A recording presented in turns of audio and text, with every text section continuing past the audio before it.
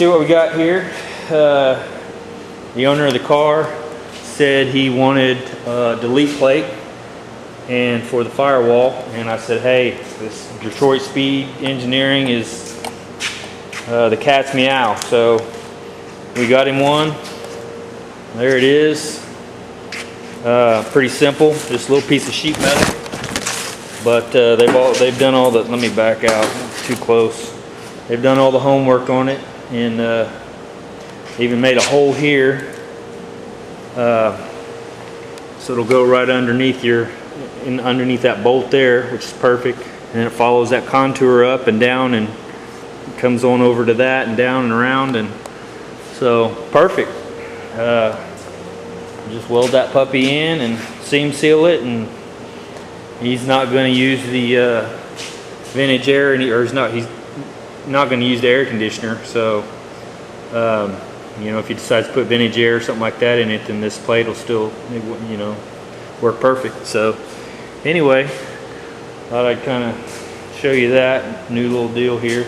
Also got my blaster hotspot deal, and I tried to use it and it wasn't working for crap.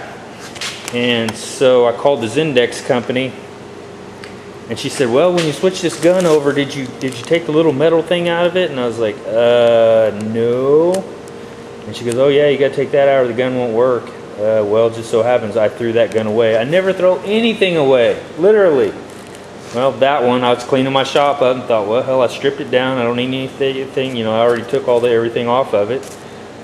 And that little metal piece was down inside there. Obviously, it was supposed to come out.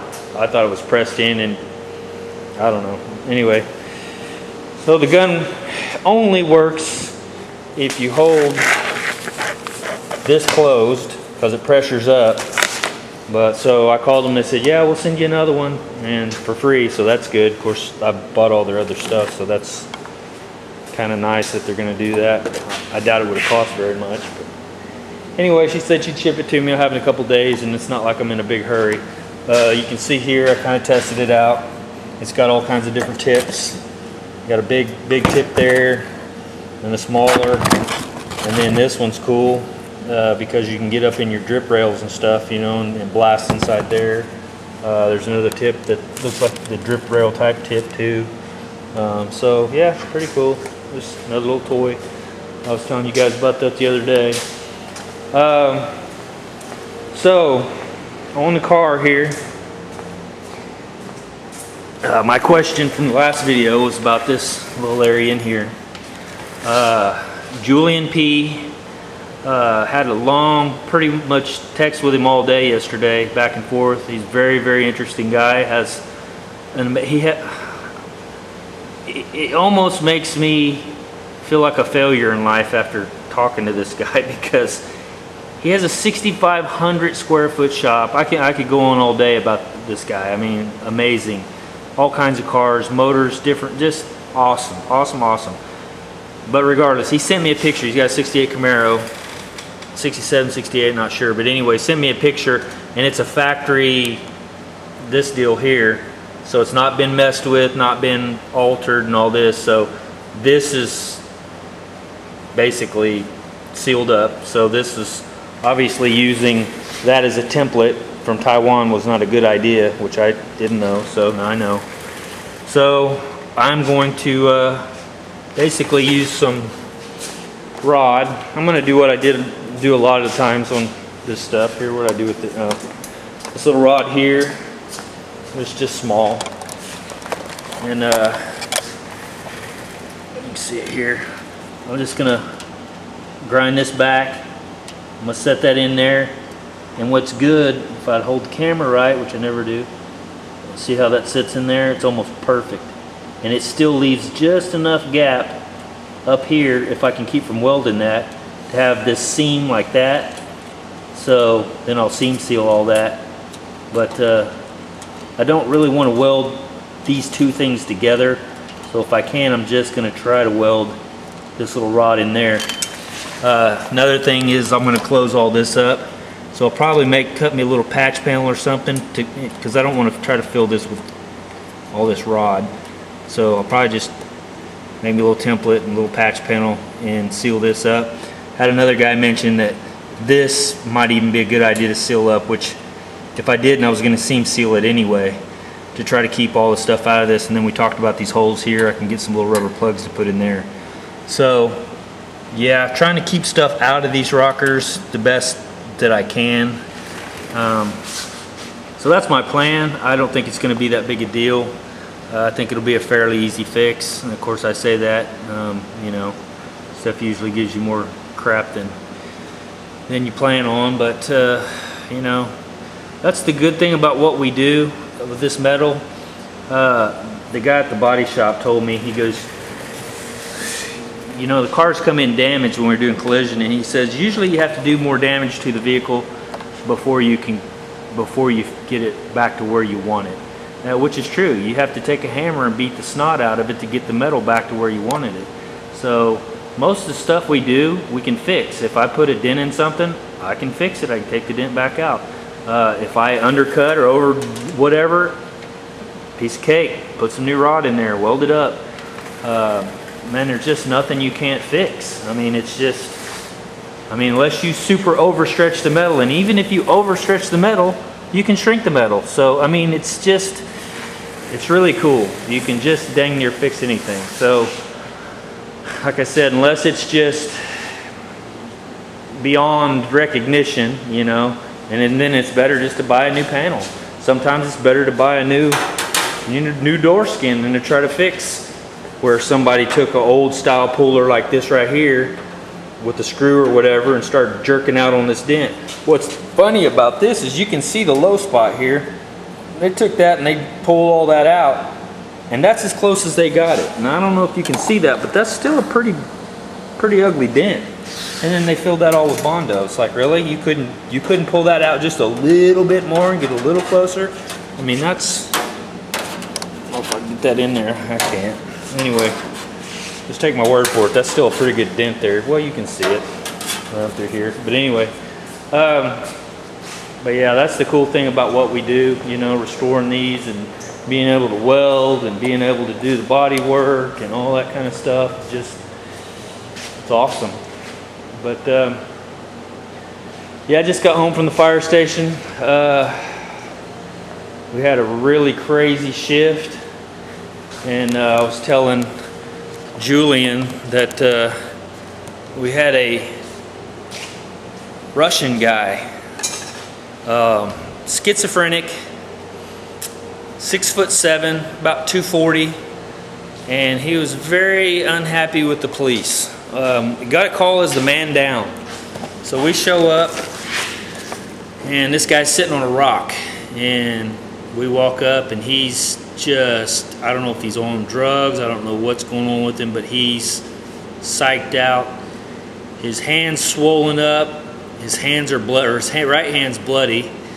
And so I'm like, so what's going on with your hand? And he's like, I hit this bitch in the mouth. And I'm like, okay.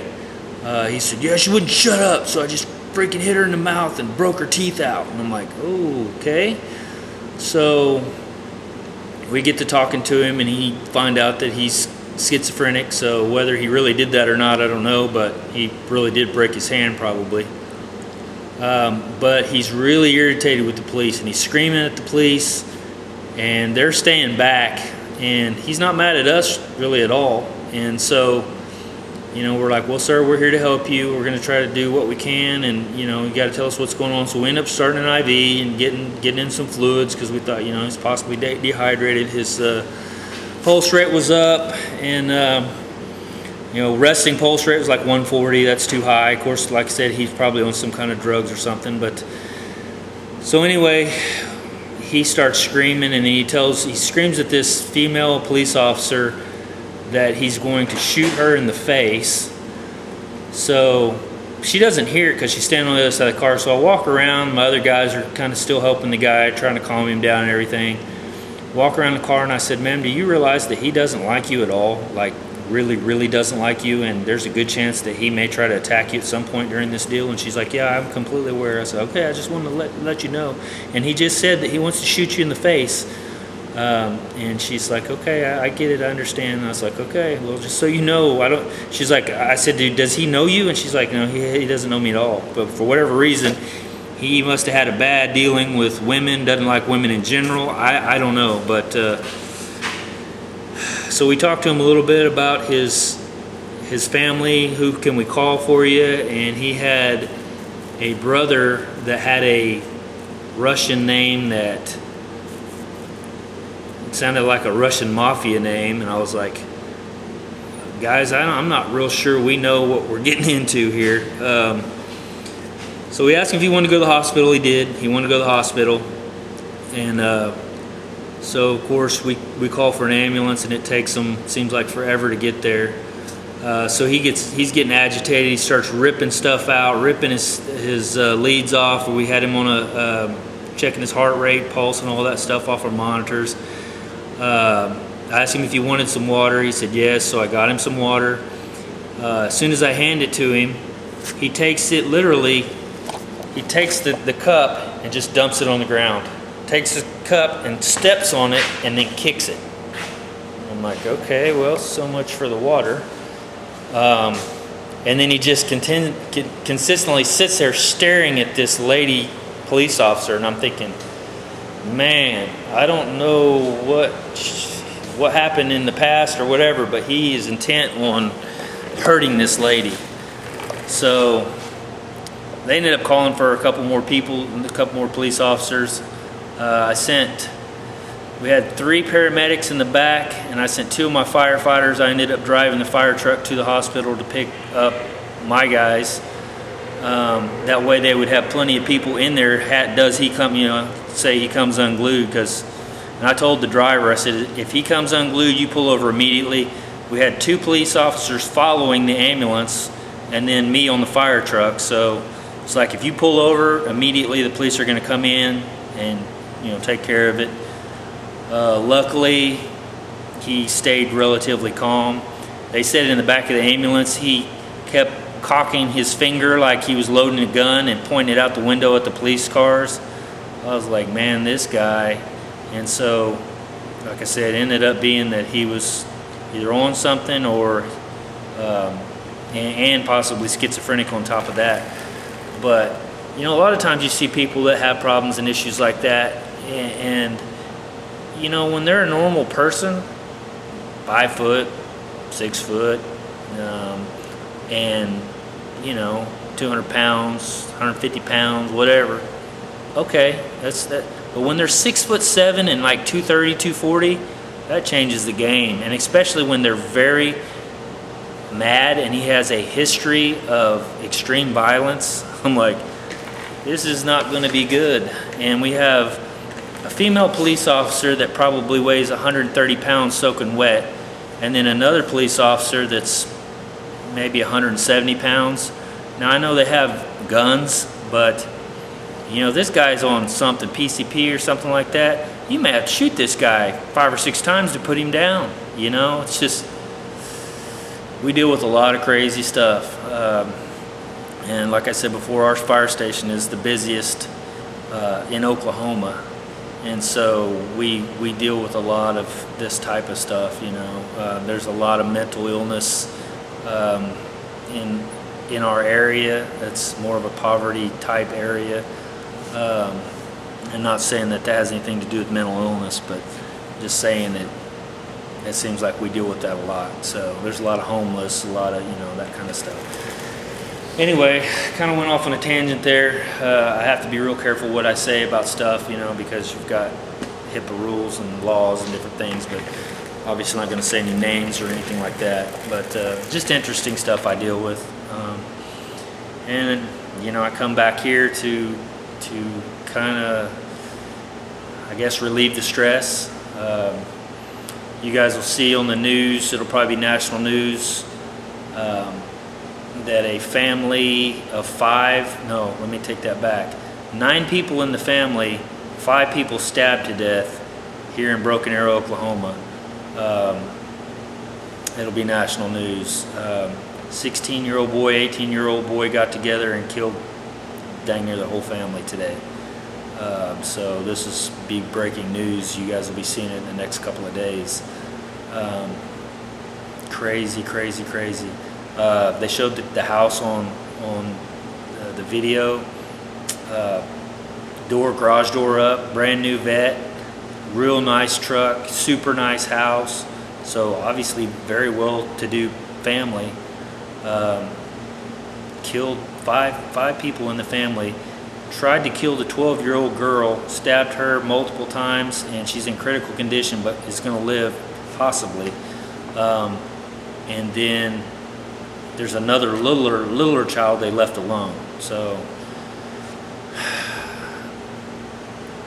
it's just unbelievable. I don't get it. So, but all that to say, the fact that these projects we do really help with our stress levels. We come home and, you know, we get to do stuff we like, enjoy, try to get away from that kind of stuff, because, you know, I always get crap from from other individuals. I do at times. People have said, "Oh yeah, I know you firemen don't do anything but sit around and play ping pong and, you know, watch TV and all this stuff." And it's like, hey, yeah, buddy, you have no idea what we do, what we see. The body parts we pick up off the road on a daily basis. It's unbelievable. Yeah, when you see us, we may be playing ping pong, but it's relieving stress. I promise you. We see some of the most horrific things you could ever imagine. But, you know, we deal with it, and everyone has their own ways of dealing with it. Guys, which is really healthy. We go back to the station, we talk about it, you know, stuff like that. I know guys, years past, they try to bottle it up and be tough and all that. We don't do that anymore, you know, especially as a captain. I come back and say, hey, you know, how you guys good? You know, we need to talk about this. What'd you think about this? Bringing up the subject, and, you know, let's just talk this out, you know, because you definitely don't want to bottle that stuff up and start getting depressed and the whole deal. So, like I said, coming home to a hobby that you love and getting to do stuff and just, you know, beating on metal and playing and twisting and, you know, all that stuff, it's really nice. And I'm going to end up making this video 45 minutes long if I don't shut up. So anyway, I thought I'd give you guys a little lowdown on a little story on that. Really, really crazy shift. We're on scene, car wreck. The wrecker shows up to pick up one of the cars. Lady comes off the highway, not paying attention, slams right into the back of the wrecker. Doesn't hurt the wrecker, doesn't hurt the wrecker drivers, demolishes the front of her car. I'm like, are you kidding me? I mean, it was just all day long. And don't get me wrong, we have some shifts where it's, you know, slow, but it's not usually. Normally it's pretty dang busy. But anyway, all right, guys, I'm gonna get on that when I get some progress, kind of bring you along, show you what I'm doing there. It's gonna be kind of tricky, so but it's fun. I like a challenge, so this is, you know, I hate it that I have to do it, but you know, everything I do like this, every little challenge makes me better. So, you know, after a while, it's like, this is nothing. Yeah, I've done that. Yeah, I can fix that. No problem. So, like I said, it's pretty good for me. Anyway, I'll talk to you guys later. My battery's getting ready to die, so I need to plug this in. So I'll talk to you guys in a bit. See ya. All right, so here's what we got going on with this. I've taken a piece of that rod, and you can see it in there. I wanted to leave a little bit of gap, just like this has a little bit of gap. Try to make that look back factory as much as possible. So I'm going to fill in that little area, just put a little rod in there to kind of take up some space so I'm not putting so much heat in there and stuff. Come on around this corner here, and you can see where I bend it. If I hold this right, there it is. See where I bend it, and then I'm probably going to go ahead and weld this completely shut. Now there's a little hole right there to where I can get that little wand in there and just soak the back of that weld down real good.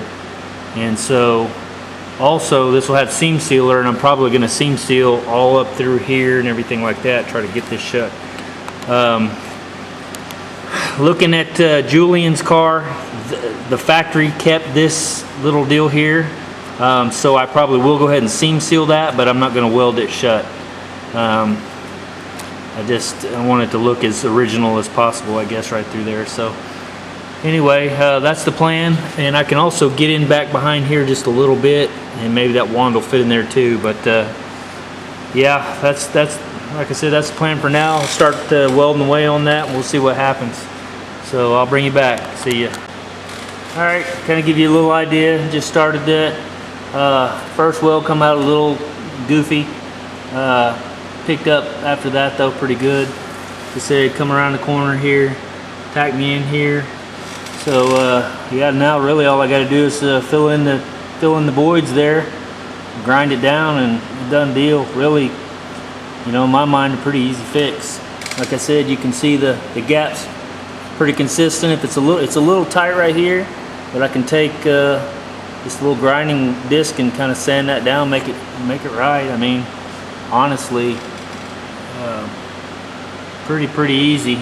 I just use this for a heat sink, kind of get it up here close, kind of, you know, pull some of the heat away from it. But yeah, again, that's not structural. That's just to kind of dress that up, make it pretty. So I'm not too worried about it, you know, being super strong. But you know, it's going to work fine. And like I said, being able to get in here into this hole and spray the back side of that to keep any kind of, you know, moisture out of there is going to be real nice too. So and hell, with this gap there, I could probably even get something in there and let it just run down in there from up into this gap before I seam seal it. So yeah, I think that's going to work just fine. So all right guys, I'll bring you back when I get a little bit more going on here. See ya. All right guys, kind of want to show you this. If you can tell there at the top of that, you can still see the rod where I've just tied into the rod. Well, that heats up and just rolls around the top. You can kind of see a little bump there on the top. It's really working out nicely. I was kind of worried that I was going to end up getting up into the, because I really wanted to keep that gap to fill with seam sealer. I didn't really want to weld it together. Not that it would have been that big a deal, but you know, I just thought, hell, just another challenge to try to, you know, whatever. And so striking up down low just a little bit and rolling it up over is working perfectly. So just another little heads up. I'm going to zap this real quick while you guys are watching, kind of show you what I'm doing. And like I said, I'm for the guys who are learning, like I said, I know that a lot of guys already know how to do all this. If you know how to do it, fast forward, you know. But anyway, just coming down here, you know, a little bit low, and hitting this, and then kind of pulling it up a little bit, and just rolling up into these areas. So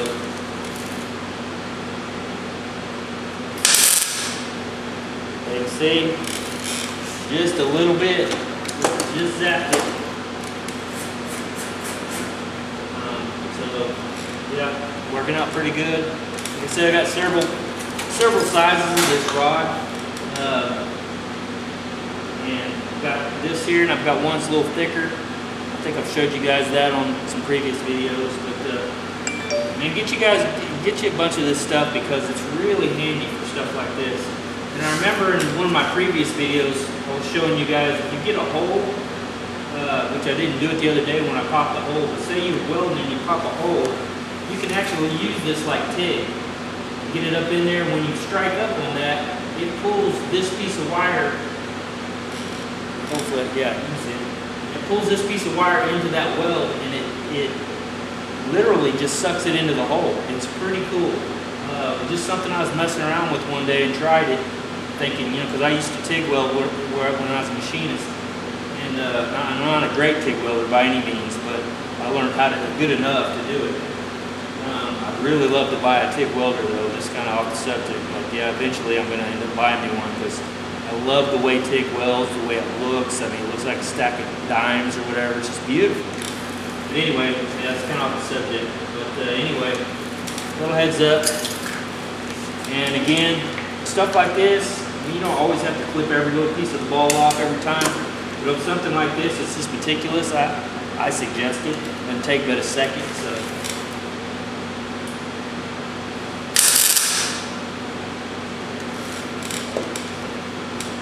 Another little ball, little button, whatever you want to call it. And yeah, it's good to go. Like I said, I kind of use this as kind of a heat sink. I don't know how good that works, but whatever. keeps me happy, so whatever. Now I'll just come on around the corner and fill that in and start grinding. I'll bring you back when I get her ground down and looking all pretty. So, see you guys. All right, guys. I gotta tell you, turning my music off every time I turn the camera on, it's kind of a pain in the butt. I wish they didn't do that. I'm not trying to steal their music or anything, just trying to enjoy it. But regardless, it is what it is, right? So there you go. I'll hold the camera straight still. Pretty happy with that. It'll be covered in seam sealer. You'll never see it again. But it's a lot better than having that big gap there. I didn't want that much gap to have that much seam sealer. It probably would have worked fine. But this just is a lot more like factory, I think. And again, on this side, I don't know if I just sealed this all the way up, except for right through here. This will, like I said, it'll have seam sealer. Also have seam sealer smeared over that. So, and then I'll have this all smoothed out. So that's the fix. And so there you go. And you can see where I seamed this in. I didn't grind it all smooth and pretty or whatever, but I'm gonna have fiberglass filler over that. So I'll scuff this all back down with 80 grit and then come back over it with some fiberglass filler. Actually, I'll probably get some 50 grit on that since I'm putting fiberglass in there. And then I'll get it all blocked out straight and then epoxy the whole rocker and everything. So anyway, yeah, I'll probably get back. Well, I got to do the other side, but then I'm going to get back on putting some filler in these little guys and getting them to where, like we talked about before, I don't want that to sit there and start getting little pitty rust and stuff in it. So I'm going to go ahead and fill that up today probably. So, all right, I'll bring you guys back. See you. Hey guys, all right, I'm running to the other side. There's that side there. And what I'm going to do, some of the guys were wondering what I was going to do with this little gap here. Let me pull this. Can you see what that looked like? You can see there I've got me a little patch. And all I did on this patch, remember that piece that I cut out of here that was overlapping? It was laying in the floor and I thought, well hell, that'll probably work. So all I did was just cut a little piece out of that right there and you can just ground it down. So now stick it back in there like that, and left me a little gap on each side, and weld that back in and grind her down. Run this little piece of rod in here and weld it up. So like I said, easy cheesy. So all right guys, I'll bring you back. See you. All right, quick peek at this side. And then you can see what I did there, little rod. That's a different angle, you can kind of see. And then this little patch, you saw me hook that one up, and that's what it looks like. So now I just got to fill in little voids and grind her down and done deal. So all right, that's it. All right guys, there it is. Pretty happy with it. You know, I always feel like it could do better, and I think that keeps me trying harder. So, you know, I don't think I'm ever gonna say that. I mean, some stuff I get that I'm just like, man, that's money, money, money right there. But for the most part, I'm like, yeah, it looks good, but you know. But like I said, I think that keeps me trying harder, trying to progress my skills and get better. And so, you know, I don't see that as doubting my skills. Like I said, I just see it as, you know, just trying to strive harder and get better at what I'm doing here. You know, my goal is to build beautiful hot rods. I mean, I think that's all of our goals, you know. So, yeah, that's it. Both sides done. You guys already saw this side. See, it's just a little gap. You can see as it runs down there. Now this little transition here, I'm gonna have a little fiberglass in here to protect it, you know, the metal there. And so, yeah, I said I'm pretty happy about that. Matter of fact, I have the fiberglass. We talked about this already. I repeat myself a lot because I forget shit. But yeah, I gotta fiberglass this whole weld area down here. So this whole end will get a little bit of fiberglass, and then I'll knock her down and putty coat it and seal it up with epoxy. So now I'll move on. Yeah, I'm gonna get out the fiberglass and start playing with fiberglass. I think start filling in some of this stuff. So that's what I'm gonna do next. When I get to that point, I'll bring you back. See you. All right, guys, got a little bit of fiberglass filler here. I cleaned these panels real good and heat them with a heat gun to make sure I got all any water out from when I was cleaning them. Come right up to the edge here. Just a nice little tight wipe. Put it in there real good.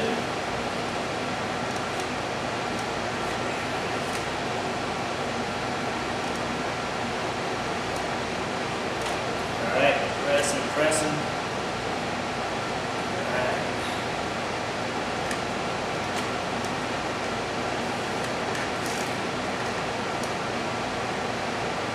Alright, happy with that. Looks good. I'm going to take my little, if you can see this, I'm going to take my little tiny one here and put a little bit on the ends here and basically just run just a little bit right over top of the welds. And press down in there real good, get that in there. I don't want it too thick, just thin, pressing it in there. Hopefully this stuff doesn't start setting up too fast. Alright guys, you can see, just tight wipe. Just enough to waterproof it, and then this each little deal, I'll let that set up real good and come back in and knock the top off of it.